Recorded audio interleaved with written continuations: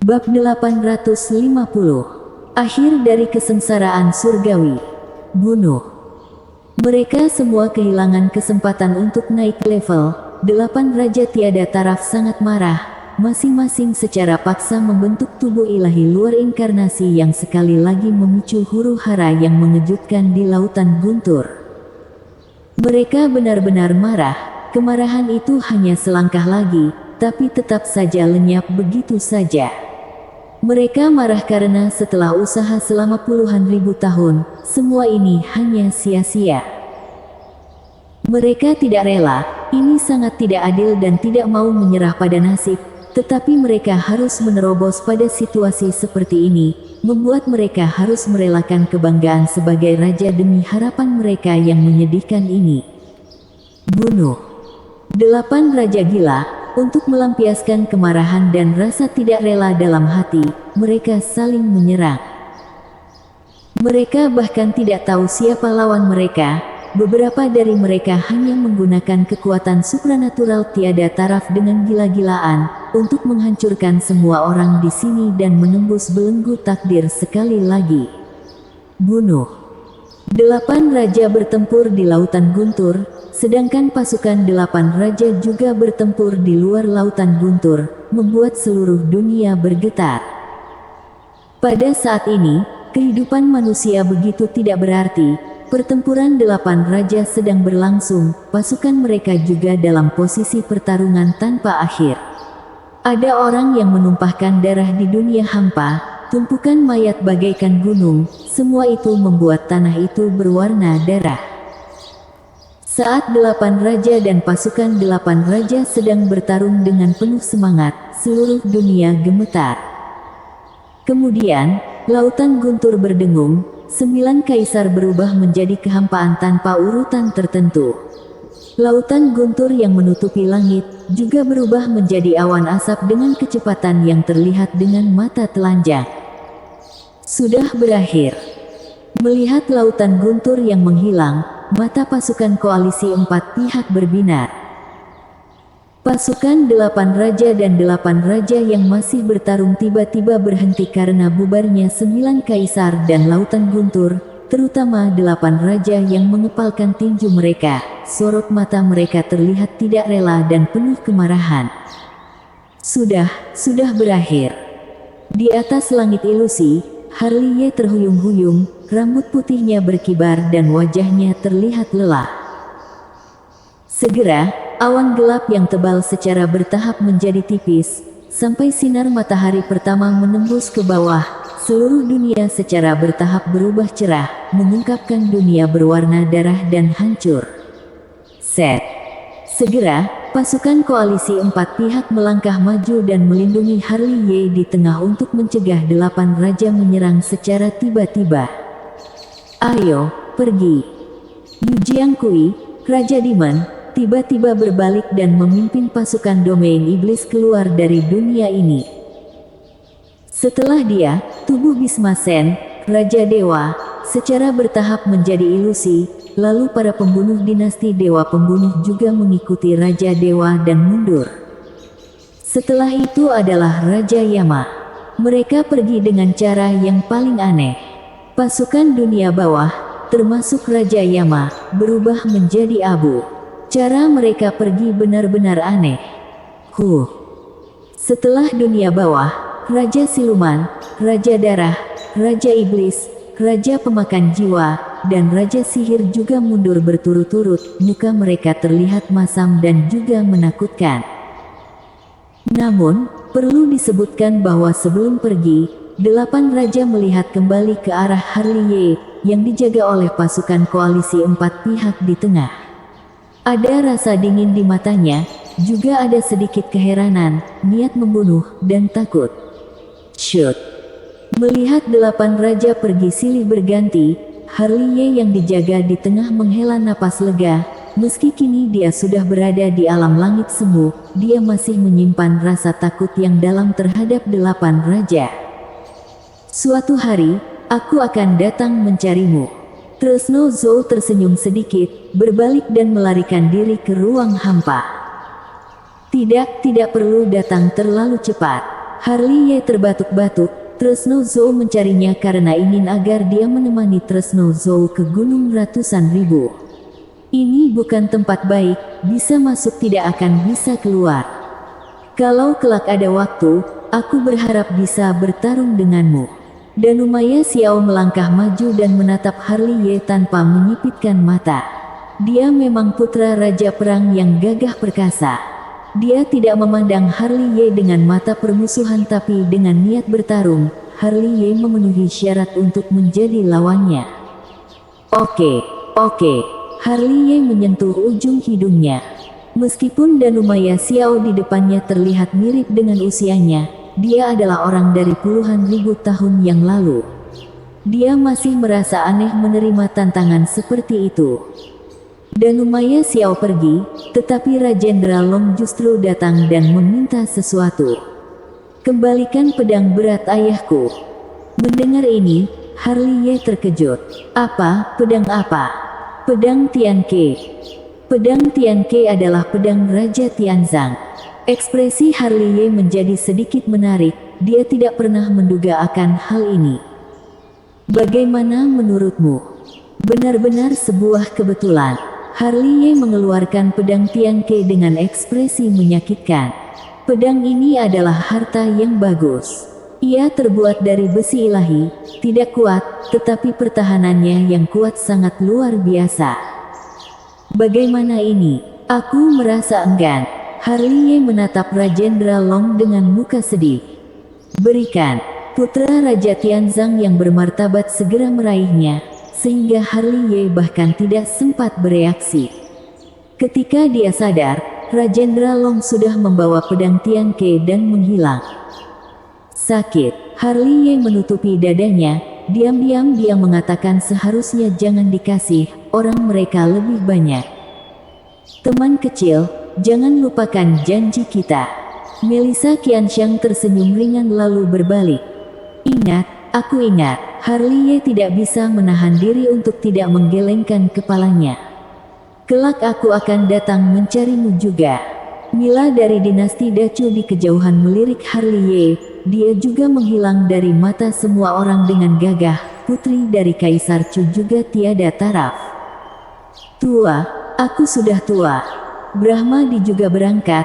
Dia berjalan pergi dengan langkah gemetar, punggungnya sedikit bungkuk dan suram. Melirik Brahmadi, Harley Ye menghela nafas dan akhirnya menatap Rizka Nanming. Dia masih berdiri di dunia hampa, ekspresinya kadang kusam dan kadang lincah. Sangat aneh, Harley Ye menggunakan mata keabadian untuk memecahkan sedikit misteri. Seperti yang dikatakan Tresno Zhou, Rizka Nanming memang kehilangan satu jiwa, dan jiwa itu pasti masih ada di Gunung Ratusan Ribu. Suatu hari, aku akan datang mencarimu. Rizka Nanming akhirnya angkat bicara, lalu berbalik dan berjalan pergi. Meskipun suaranya indah, itu sedikit kering dan tidak memiliki beberapa emosi manusia. Tidak usah. Harley Ye terbatuk lagi. Tidak lama lagi mereka akan bertemu. Mereka akan memasuki Gunung Ratusan Ribu bersama Harley Ye untuk mencari jejak para kaisar di masa lalu. Turunlah. Master Heng Yue menepuk pundak Harley Ye. Harley Ye tidak berbicara, senyum di wajahnya menghilang, seolah-olah dia tahu arti kata-kata Master Heng Yue. Sekte Zeng yang dihancurkan, Raja Dharma Cakra mati, pasukan mayat dihancurkan, 8 raja sudah mundur, keturunan para kaisar juga sudah pergi, tetapi masalahnya belum berakhir. Segera, Sekte Han Yue, Sekte Yan Huang, Sekte Qin Yun, Kota Danceng, dan para eksekutif tingkat tinggi dari berbagai keluarga bangsawan semuanya berkumpul di aula Sekte Zeng yang bobrok, termasuk Nancy Ji dan Galang yang serta banyak tetua yang telah membelot dari Sekte Zeng yang juga hadir. Di dalam aula, ada ratusan bayangan tubuh inkarnasi yang diikat dengan tali. Kalau dilihat lebih dekat, bukankah itu Ken Cheng dan Chorlus Yin? Apakah ada kata-kata terakhir? Harley Ye memegang pedang pembunuh di tangannya dan berdiri di sana dengan tenang, ekspresinya acuh tak acuh. Orang-orang yang disegel di hadapannya ini adalah paman guru leluhurnya setahun yang lalu, tetapi sekarang mereka adalah tawanannya. Pemandangan ini mau tidak mau membuat orang sedih. Dunia ini memang tidak kekal. Apakah kamu yang membunuh Chandra Wu? Ken Cheng di depan angkat bicara, rambutnya acak-acakan, wajahnya tidak ganas, tetapi dia setenang dan seseram Harley Ye, dia tidak takut mati. Pada saat ini, dia memiliki keagungan seorang instruktor. Iya, kata-kata Harley Ye masih datar. Pertandingan 3 sekte adalah perbuatanmu. Iya, kamu juga yang memusnahkan pasukan 2 aula sekte Zeng Yang. Iya. Ketika keduanya bertanya dan menjawab seperti itu, mereka begitu acuh tak acuh dari awal hingga akhir, membuat orang berpikir bahwa ini bukan percakapan antara 2 musuh, tetapi lebih seperti percakapan antara 2 teman lama. Tidak tahu sejak kapan, keheningan di aula dipecahkan oleh tawa Ken Cheng. Dia tahu bahwa Harley Ye melakukan beberapa hal, tetapi dia masih menipu dirinya sendiri dan ingin mendengar Harley Ye mengakuinya sendiri. Sekarang dia sudah mendapat jawabannya. Dia merasa betapa konyolnya dia.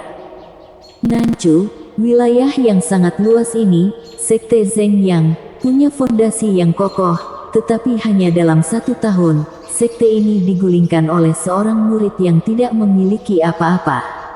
Di seluruh Nanchu, 1 balai 3 sekte dipermainkan seperti itu. Ini adalah keberanian, sarana, dan pikiran yang hanya dimiliki seorang kaisar muda. Meski begitu, Ken Cheng masih tertawa angkuh dan sembrono, untuk menutupi kesalahannya, menjaga jejak kebanggaannya yang terakhir. Dia tahu bahwa dia salah, betapa keterlaluan kesalahannya, tetapi kesombongan menjadi master yang kuat tidak memungkinkan dia untuk mengakui kesalahannya atau menunjukkan penyesalan apapun. Dia adalah kepala sekte dan pernah menjadi orang paling kuat di Nanchu. Dia bisa mati, tetapi harus mati dengan bermartabat. Yang kalah akan mati. Dibandingkan dengan Ken Cheng, Chor Luxin dan leluhur Zeng yang tertawa terbahak-bahak. Meskipun mereka disegel, rambut mereka dengan cepat memutih. Mereka sedang berubah. Namun, tidak ada seorang pun di aula yang menghentikan mereka. Mereka telah kalah, bunuh diri mungkin merupakan hasil terbaik mereka. Hanya dalam 10 detik, bayang-bayang ratusan tubuh inkarnasi yang tersegel berubah menjadi debu diterpa angin dingin. Mereka semua adalah tokoh setingkat leluhur Zeng Yang, semuanya orang yang gagah perkasa. Mereka mati dengan begitu bangga, mungkin mereka sudah mengetahui hal ini ketika berjalan menyusuri jalan ini. Saat ini hanya Ken Cheng yang tersisa di aula, tubuhnya tegak, seperti loh batu, mungkin menurutnya pinggangnya tidak pernah setegak ini. Zeng. Harley Ye mengangkat tangannya dan menusukkan pedang pembunuh di depan Ken Cheng. Pergilah dengan tenang. Tanpa sepatah kata pun, Ken Cheng dengan pelan mengeluarkan pedang pembunuh yang tertancap di depannya, lalu perlahan berbalik dan berjalan menuju luar aula utama. Tubuhnya tetap tegak, langkah kakinya sangat tegas, rambut panjangnya tergerai, tapi punggungnya terlihat kesepian. Entah sejak kapan, dia berhenti, berdiri di tempat yang tinggi, menghadap ke sekte Zeng yang rusak. Sebelumnya, dia adalah penguasa di sini. Dia sangat akrab dengan setiap aula, gunung, dan setiap bunga di sini. Pada saat ini, sorot matanya menjadi sedikit linglung. Ketika diambang kematian, dia sepertinya memikirkan beberapa peristiwa masa lalu yang lama. Pada saat itu, dia juga masih muda dan sembrono. Dia juga memiliki cita-cita besar, di antaranya ada sukacita, ada duka, tidak rela, dan menyesal. Semua itu yang membuat hidupnya jadi mulia. Tiba-tiba, dia tertawa, tetapi tawanya terlihat lelah. Tubuhnya yang tinggi tegak menjadi sedikit membungkuk, bayangan punggungnya terlihat semakin menyedihkan. Zeng. Saat pedang pembunuh berdengung, sosoknya juga berubah menjadi abu diterpa angin. Mengapa? Melihat akhir dari seorang instruktor, para murid dan tetua dari Sekte Zeng yang menghela napas. Inilah perang, yang kalah akan menjadi pecundang, kejam tapi juga realistis. 3 sekte, bersatu, bersambung.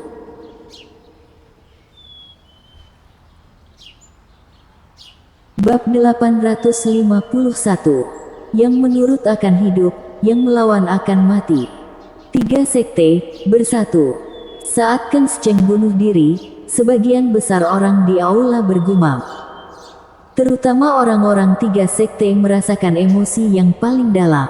Sudah ribuan tahun sejak perpecahan Sekte Xuan Dinasti Dacu, 3 sekte terus bertarung tanpa henti.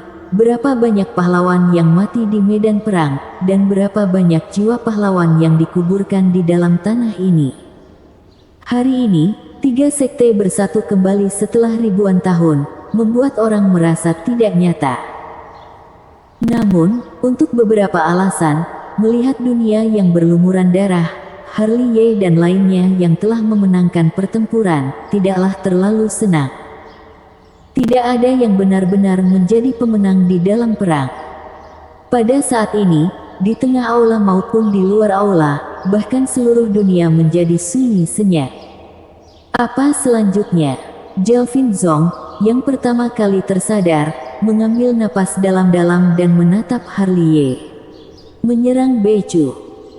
Bukan hanya dia, baik itu leluhur Sekte Heng Yue, Sekte Yan Huang, Sekte Qing Yun, atau para keluarga besar, orang-orang tingkat tinggi di aula itu semua memperhatikan Harley Ye pada saat yang bersamaan.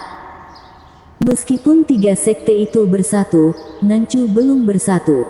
Harley Ye berkata perlahan, pertempuran ini harus dilakukan dengan tuntas. Katakan saja langsung apa yang harus dilakukan. Samuel Gu memutar lehernya. Yang menurut akan bisa hidup, yang melawan akan mati, kata Harley Ye. Yang menurut akan hidup, yang melawan akan mati. Orang-orang di aula mengerutkan kening, sorot mata mereka saat melihat Harley Ye menjadi penuh makna pada saat ini. Mungkin karena terlalu banyak perang, pemuda yang seharusnya bersemangat tinggi ini menjadi semakin dingin. Dia menjadi bertangan besi, ingin menyatukan Nanchu dengan cara yang kejam, dan ingin mengakhiri kekacauan Nanchu dengan perang dingin. Meskipun tidak manusiawi, tidak ada yang membantahnya. Bukannya mereka tidak berani melanggar perintah Harley Ye, tetapi dunia yang kacau ini membutuhkan perang berdarah untuk menyucikannya. Sejak dahulu, dinasti Jaya mana yang tidak didasari dengan darah dan tulang? Di tengah kebisuan semua orang, seberkas cahaya ilahi telah terbang keluar dari aula utama, berhenti di langit Sekte Zeng Yang dan berubah menjadi peta besar. Itulah peta ilahi, juga dikenal sebagai peta 9 negara langit misteri. Peta itu masih tetap megah seperti biasa, tekanan yang kuat membuat orang sulit bernapas, garis-garis yang digambarkan di atasnya terjalin dan menunjukkan sehamparan dunia yang luas, itulah Nanchu. Melihat ini, semua orang menarik napas dalam-dalam, karena pertempuran terakhir penyatuan Nanchu akan segera dimulai. Mulai dari Sekte Zeng Yang, Sekte Yan Huang, Sekte Qing Yun menuju timur. Sekte Heng Yue, Sekte Zeng yang menuju barat, 5 keluarga besar yaitu keluarga Dongfang, Ximen, Nangong, Beichen, Ouyang menuju selatan, kota Dancheng, keluarga Sangguan, keluarga Situ, keluarga Siong, Pulau Naga Hitam, dan Laut Panlong menuju utara dari sini, untuk menyapu Nanchu. Kata-kata Harley Ye nyaring dan kencang, dengan keagungan seorang kaisar, tetapi juga dingin seperti seorang raja, bergema tanpa batas antara langit dan bumi. Siap! Disertai dengan seruan bersamaan, Sekte Yan Huang dan Sekte Qing Yun dipimpin oleh Jelvin Zong, Sekte Heng Yue dan Sekte Zeng yang dipimpin oleh Master Heng Yue, 5 keluarga besar dipimpin oleh Hadi Nangong, kota Dancheng dan yang lainnya dipimpin oleh Lewi Dan. Mereka semua menerjang ke 4 arah, timur, selatan, barat, dan utara. Kalau dilihat dari atas, pasukan koalisi empat pihak seperti Lautan Hitam, pada saat ini, terbagi menjadi 4 sungai besar yang membuat gelombang badai. Di sini, Harley dengan ringan memakai topeng hantu. Harley. Di sampingnya, Lancy Chu mengulurkan tangan dan meraih telapak tangan Harley, karena dia tahu bahwa ketika Harley pergi kali ini, entah berapa banyak orang yang akan dia bunuh. Pertempuran terakhir, Harley tersenyum ke samping, dia berkata dengan hangat, lalu tiba-tiba menginjak langit ilusi.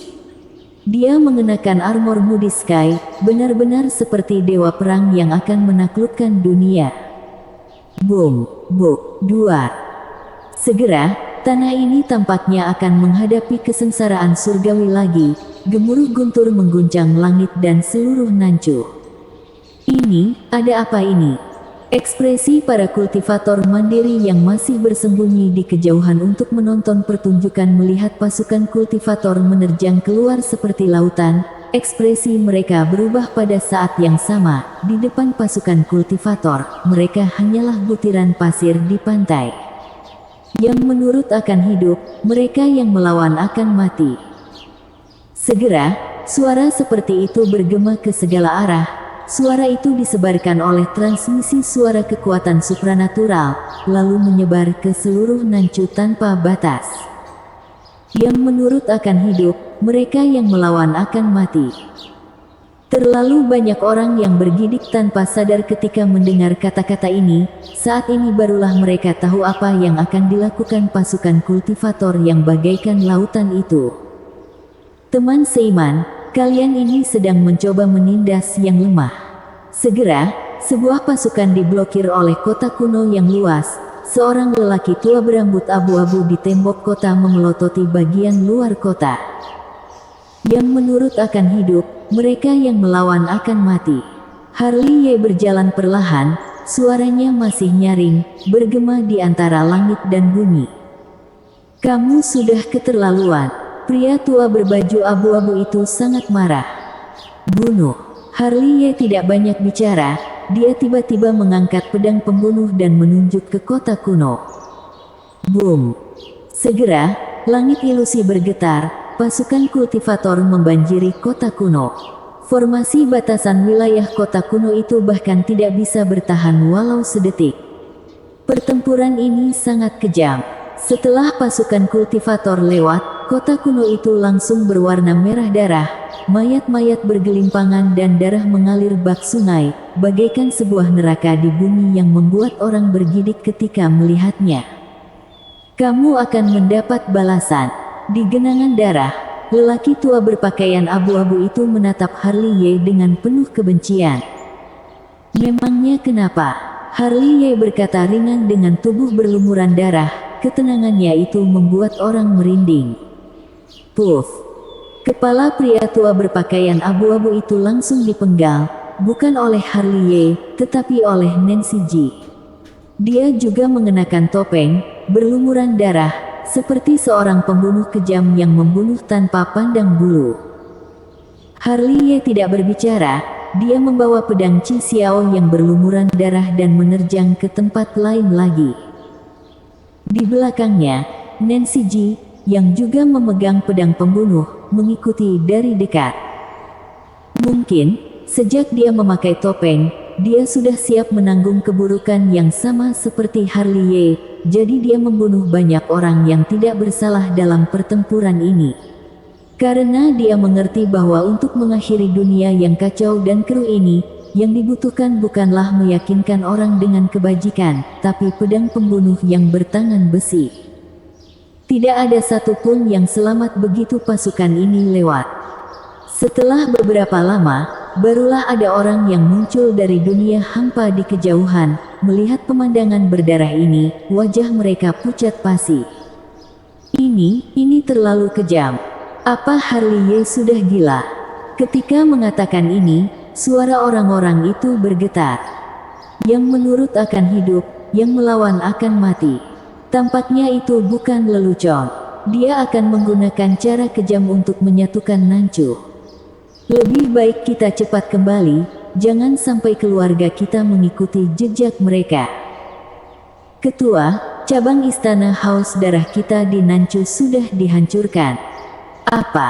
Yamasiksi, penguasa istana Haus Darah, tiba-tiba berdiri dengan geram. Suasana aula istana Haus Darah langsung membeku, bahkan udara yang ada juga berubah menjadi es. Harley Ye benar-benar gila. Orang itu gemetar. Daratan Nanchu sekarang dipenuhi mayat dan darah. Aku benar-benar meremehkannya. Yamasiksi mengepalkan tinjunya dan menarik napas dalam-dalam. Tapi dia tetap tidak memerintahkan pasukannya untuk bertindak. Meskipun marah, pikirannya masih jernih. Dia tahu jelas seberapa besar kekuatan yang dikendalikan Harley Ye. Kalau dia dengan gegabah mengirim pasukan kultivator ke selatan pada saat ini, dia pasti akan kalah. Segera, seluruh Beicu gempar, karena tindakan Harley Ye kali ini terlalu keras. Metode tangan besinya juga membuat terlalu banyak orang gemetar. Pada saat ini, tidak hanya istana Haus Darah, tetapi juga semua pasukan di Beicu sedang mengawasi. Istana Haus Darah saja tidak berani pergi ke selatan, apalagi mereka. Kalau pergi, yang menanti mereka adalah kehancuran. Gila, anak itu benar-benar gila. Di sebuah restoran di Beicu, William Wei dan yang lainnya mendesah ketika mendengar berita itu. Kalau tidak mau tunduk, kamu akan mati. Apa dia perlu sekejam itu? Perilakunya membuatku merasa sedikit asing. Robert Chen, yang selalu suka mengibaskan rambutnya itu tidak mengibaskan rambutnya lagi. Kalau kelak mereka menyerang Beicu, kalau aku tidak tunduk, akankah keluargaku dibunuh semua juga? Begitu kata-kata ini keluar, suasana menjadi hening. Metode dan tindakan Harley Ye membuat mereka merasa takut. Tuan Putri, kita, klan Kaisar Dinasti Dacu, Master Tai memandang Mila yang baru saja kembali, tapi ragu-ragu untuk melanjutkan ucapannya. Apa yang ingin kamu katakan? Mila berkata datar, di masa lalu, kamu juga seorang veteran yang mengikuti ayahku. Kamu tahu lebih baik daripada siapapun bagaimana ayahku memiliki semua ini. Negara yang bersatu membutuhkan pengorbanan berupa darah. Aku terlalu emosional. Harley Ye yang aku kenal tidak seperti ini. Master Tai tersenyum dan menggelengkan kepalanya. Dia memilih jalan seorang kaisar. Jalan ini ditakdirkan untuk membuatnya menanggung nama buruk berabad-abad sambil mewarisi kemuliaan. Mila berbisik dan menghilang dalam sekejap mata. Ini baru terlihat seperti seorang raja. Yu Jiangkui berdiri di sebuah gunung di tepi perbatasan antara Nanchu dan Beicu. Dia menyaksikan perang Nanchu dengan penuh minat, matanya berkilat tajam.